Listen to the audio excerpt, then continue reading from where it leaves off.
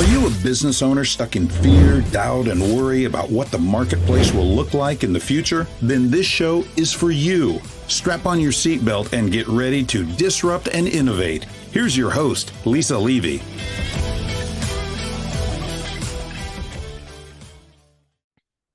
Welcome to the Disrupt and Innovate podcast. Today, I have the privilege of hosting Mike Kaeding, the CEO of Norhart, a trailblazer in residential real estate development. Mike's journey is nothing short of inspiring. As a visionary in the industry, he's revolutionizing the way apartments are built and managed by incorporating cutting-edge technologies and efficiencies from other sectors. His mission is clear: to address America's housing shortage and affordability crisis while enhancing the quality of life for all. I want to say that one more time. We're addressing America's housing shortage and the affordability crisis while enhancing the quality of life for all. Mike's path to success wasn't without challenges. Following the unexpected passing of his father, he found himself thrust into a leadership role, facing immense pressure and uncertainty. Yet through determination and innovation, Mike and his team persevered, transforming their approach to construction and setting new standards for excellence. I am so excited to share this story of resilience and innovation and Mike's commitment to making a meaningful difference in the world of real estate. Mike, thank you and welcome to the conversation. Hey, thanks for having me. I'm super excited to be here. I am so excited to have you here because the crisis in America is real. Affordable housing is, in many markets, a fantasy and a myth. And it's a real pain point. I have kids who are in their early 20s who are looking at home buying and going, not in my lifetime. So will you tell us a little bit about your journey, how you got to where you are today, and why now is such a critical time for what you're doing? Yeah, absolutely. There's no reason housing can't be more affordable for everyone. In fact, if you look at other industries like manufacturing, they've improved labor productivity by 760% over the past 60 years. But our industry in the world of construction and housing has done virtually nothing, only growing by about 10% over that 60 years. It's no wonder why housing has gotten so expensive in our economy. But we can change that. We can change it by taking the lessons and the innovations learned from these other industries and simply applying it into our own. We've been achieving about a 20 to 30% reduction in those construction costs as a result. And we believe that someday we can get to a 50% reduction. But imagine what that means. That means someday your rent or your mortgage payment could be half. And that's our dream. I got started with this business with my parents. It was a small family business. My dad kicked it off and I grew up with it. In fact, there are pictures of me in a crib on construction sites. I'm not sure that's entirely legal, but that's that's the life that I lived with. Now, growing up, our family actually lost everything. My dad was actually kidnapped in Peru, believe it or not. But we clawed and kind of brought our way back out of that. And growing up, I lived on site. I was sweeping, I was picking up nails, I was doing all the mundane, rudimentary jobs, but I slowly grew up through that. And then one day, I went off to college. And in college, there was one thing that I knew, and that is that I wanted nothing to do with the family business. And the reason that was that deep down, I didn't want people to think it was given to me. So I really wrestled with my own ego. But what I realized is that I just wanted to make some kind of meaningful, positive impact in the world. And if we're going to do that, why not take this advantage that I had, starting with a small business rather than zero, to have that kind of impact? If my goal is impact, that's the right strategy forward, and I can put my ego aside. So I jumped in, and my dad and I doubled the size of the company within the first 4 years of working together. It was great. And then one day, my dad unexpectedly passed away, and that changed the game for us. was incredibly challenging, as you alluded to in your introduction. And now, since then, we've grown substantially larger, and we're working to grow much larger than that so that we can have a meaningful impact on housing. That is a beautiful story, and thank you for sharing. As you were talking through it, I was actually reminiscing. My father was a commercial real estate developer, and Mm. I have memories of my little kitty hard hat, right, walking around a construction site and being a little bit older, maybe 10, 11 years old, on roller skates with a push broom, sweeping through the warehouses as construction was ending and wrapping up and cleaning up the junk from electrical, right, the trimmings from wires. And I hadn't thought about those things in ages, but you hit a chord with me, because that entrepreneurial journey as a kid is tumultuous. And I went to college and I started my career with the desire to never have anything to do with the family business, and I stayed true to that path, but I did find my way back to entrepreneurship in my own way. So that is absolutely, thank you for bringing that to light for me. I hadn't thought about those things in years. That's awesome. You lived it. I did. I lived a bit of that experience, much like you did, and it hit really close as you were going through that story. With the sector that you've chosen, right, predominantly commercial real estate in the form of apartments, what is it that you're doing? How are you leveraging technologies from other sectors, and where are you finding those gains? Yeah. So in the world of construction, it's a very segmented industry. You have a different company that's your plumber, a different company that's your electrician, a different company that's doing HVAC, and they all come together to work on one project and then they leave. Let's imagine a construction company were to produce cars.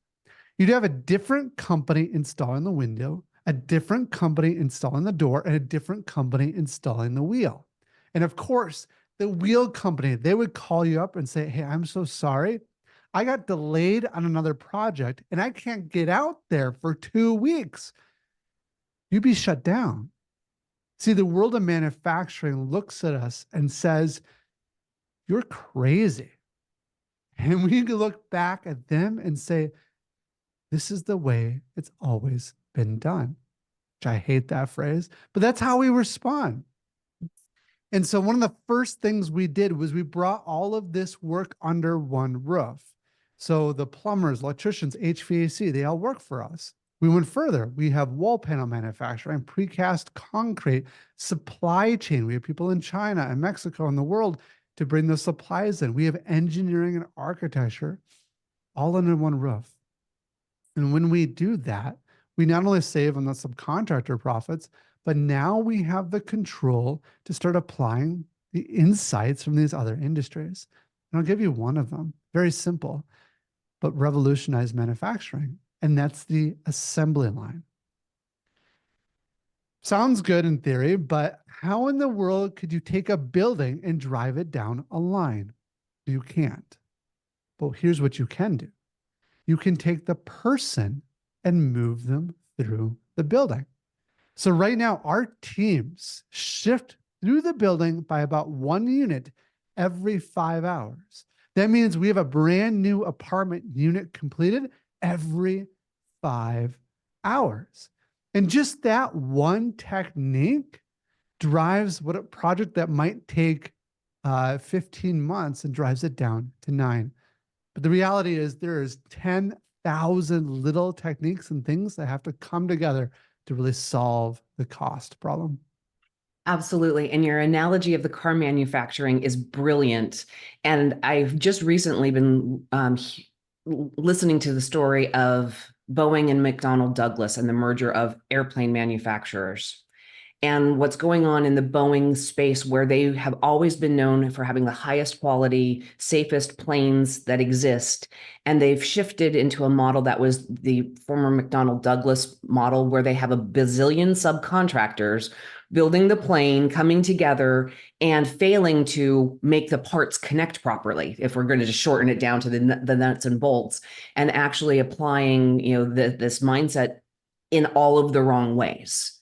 And so, right, that quality that you have solved for in construction by moving through your projects in holistic units, right? You've probably also increased the quality of the build on top of reducing the cost and the reduced time and the construction process overall.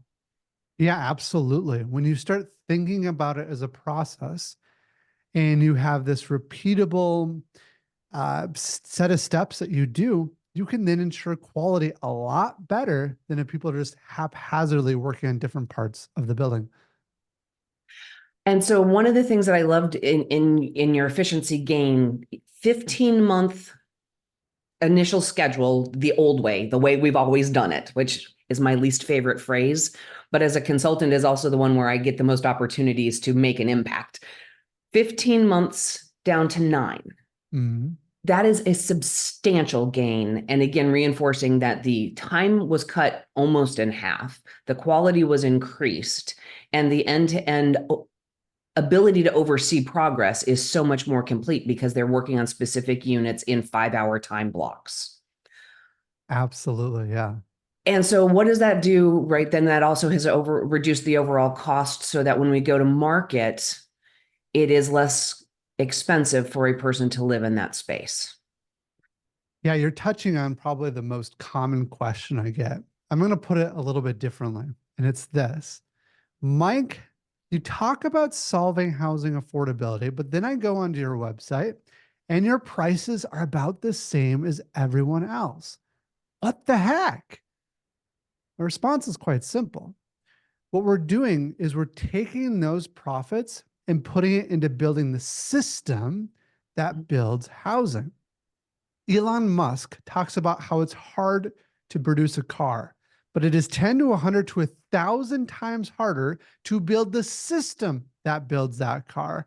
And it's so incredibly true in construction as well. But our dream is to build up this system, expand it more nationwide, and scale it up to the point that we're producing 60,000 units per year. At that point, hopefully in the next decade or so, we're producing so many units in a given market that the abundance of supply starts driving down prices. And here is the key and the magic to all of it. By taking that approach, we're not just lowering rents for our own residents, we're lowering them for everyone in the market that we serve. If we were to lower rents today, which we could do and not build out this system, we've solved housing affordability for thousands of people. That's great. That's not the goal. Our goal is to solve it for hundreds of millions. And it is a big goal. And with any business and any business process, the key to the success of achieving a goal that big is the ability to scale. And you just walked us through very succinctly, right? The investment today, yes, the prices of the units are comparable to everything else in the market because you are reinvesting into the ability to scale to the level of impact that actually changes the big picture. Exactly. You got it. It's absolutely fabulous. I also know that with your team and your business, how you're running it is not the way we've always done it. By the very fact that you've brought every trade under the umbrella of one company, right, is that first level of shaking things up and challenging the status quo, my favorite topic and what we're here to talk about. But how you're leading your team is also different.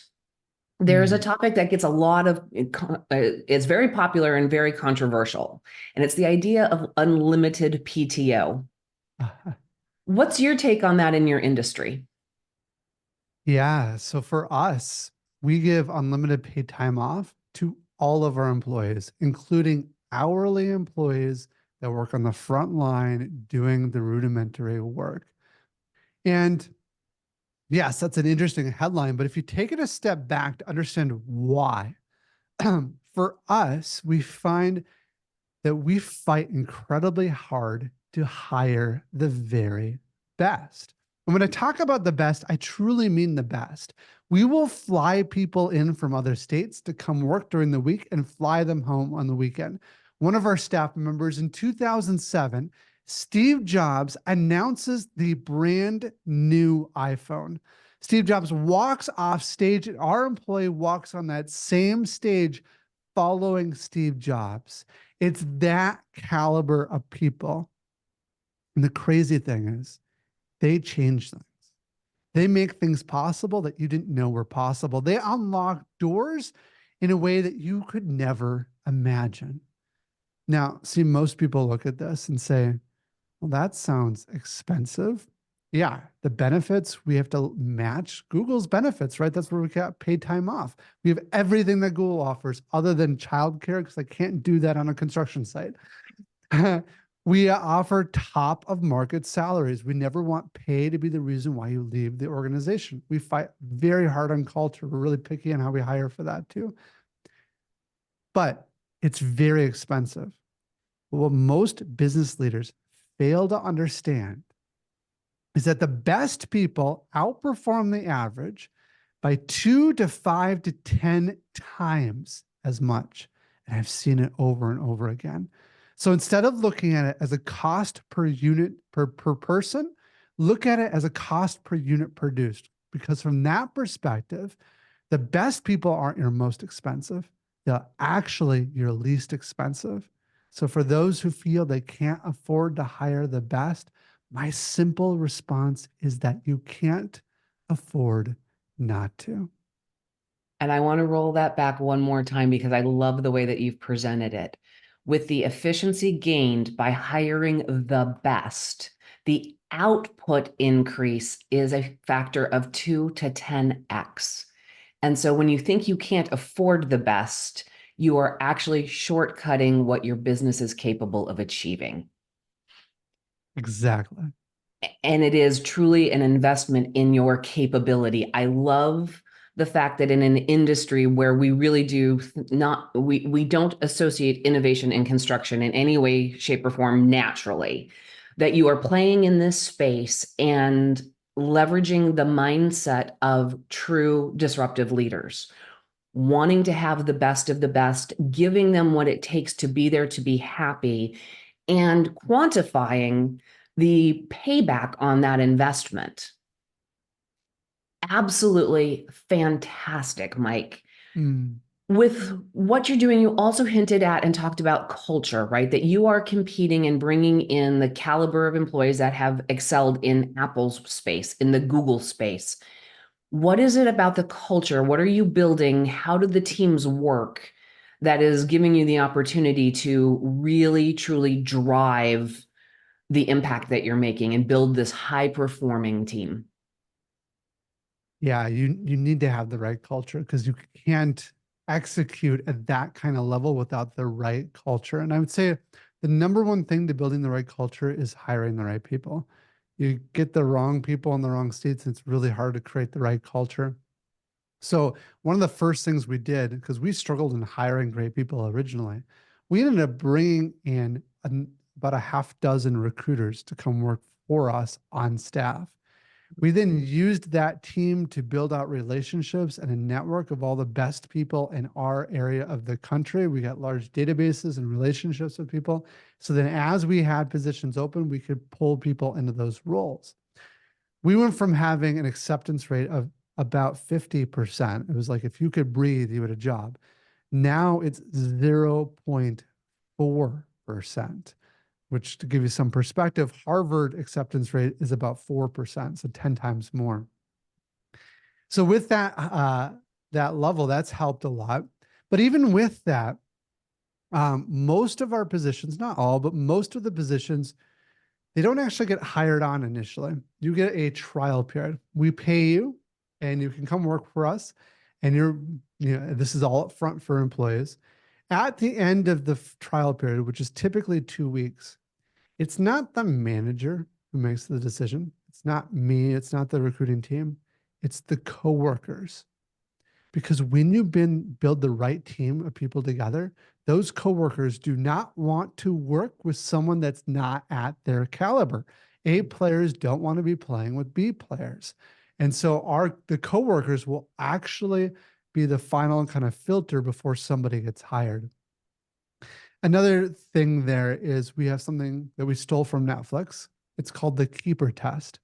And the keeper test is this: if a particular employee were to quit, how hard would you fight to change their mind? Or put another way, if that same employee were to apply for the job today and they weren't actually hired, would you hire them?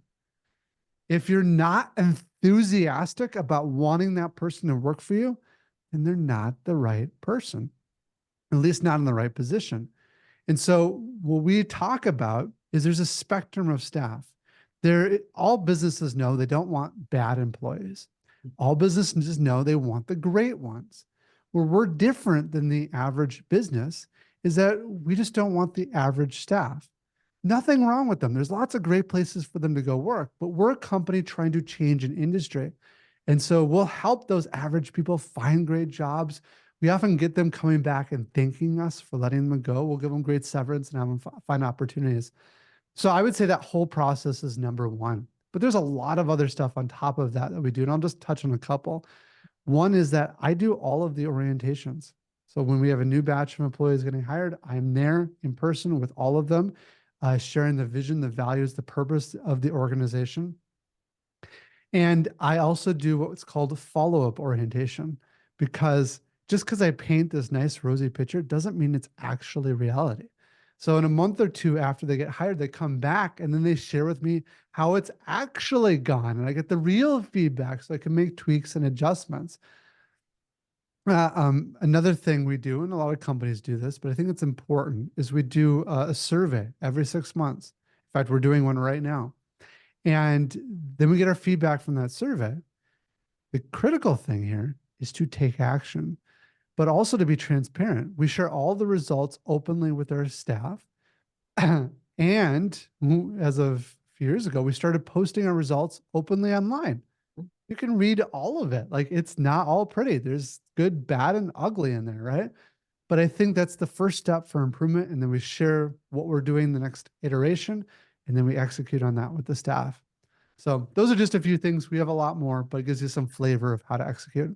And those are fabulous, insights into culture, right? The building the right team requires the input of the team. They are there day in and day out. You do not spend 8 or 10 hours with one of those individuals ever. And so, yeah, I love that. I have not necessarily heard about that, the feedback orientation. I think that is absolutely brilliant. And you're living it, right? You're walking the walk and talking the talk and making yourself accessible to hear the good, the bad, and the ugly, and a willingness to understand what is ugly and how to make a difference.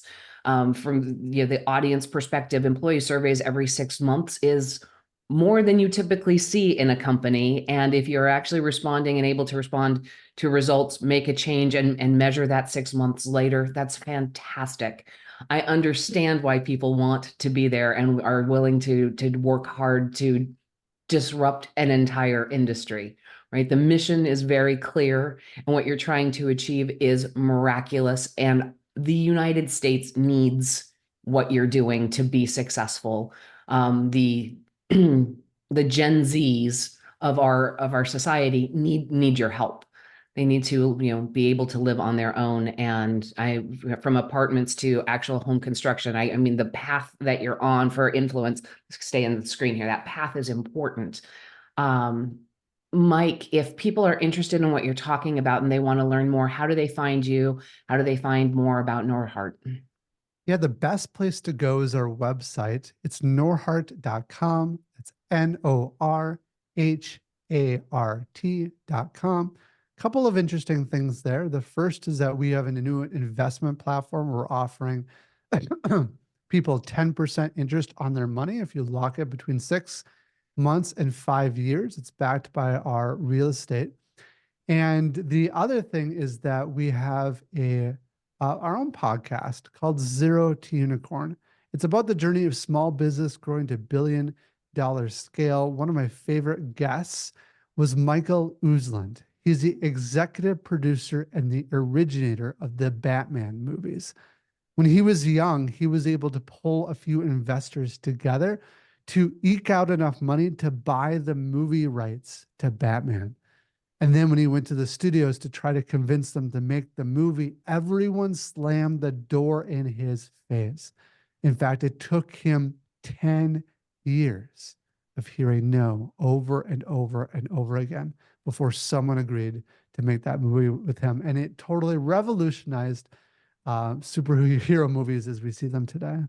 So it's a fun podcast. Absolutely. Links to those will be in the show notes for everybody so that you can find that and dig in a little deeper with Mike.